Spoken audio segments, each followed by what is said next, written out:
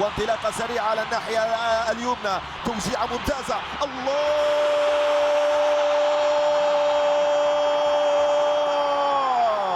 أول أهداف العرس المونديالي لأصحاب الديار الجابون عن طريق بيير-إميريك أوباميانغ. أوباميانغ يمنح الفوز أو يمنح الهدف الأول في المباراة لكل هؤلاء الأنصار، ويدجج العاصمة ليبروفيل ويقلبها رأسا على عقب برأسية أوباميانغ. العاصمة ليبروفيل تقلب رأسا على عقب، وهذا الملعب كله ضجيج وكله حديث وكله صرخات. هذه الانطلاقة ويا للانطلاقة، هذه التوزيعة ويا للتوزيعة، رأسية ساقطة بالسنتيمتر الأول والمليمتر الثاني. يا لها من رأسية في الشباك النيجيرية.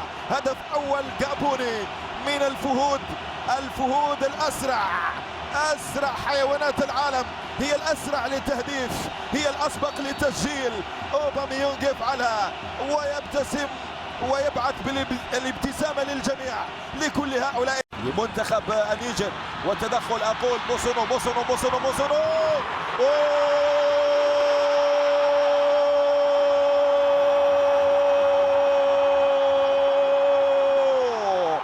ثاني أهداف المباراة، ثاني أهداف اللقاء عن طريق ستيفان نغويما.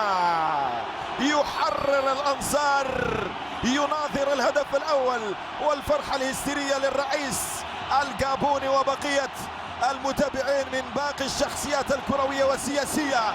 نغويما أوندو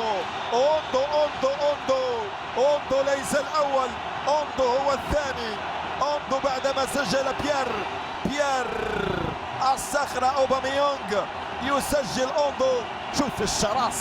شوف الشراسة والقتال من أجل الكرة اللي جرينتا كما يقال، رأسية من أوباميانغ على موعد مع تسجيل الهدف الثاني. مولونغو يقدم رجليه، ليس هناك خطأ، قلت هناك كالحديد.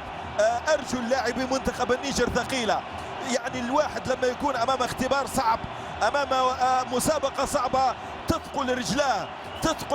لذلك أرجو لاعب منتخب النيجر ثقيلة، لم يبعدوا الكرة بالشكل الجيد، استعادها مولونغو، وزعها الخطير موسونو، وقادها اللاعب ستيفان نغويما بعد رأسية أوباميانغ.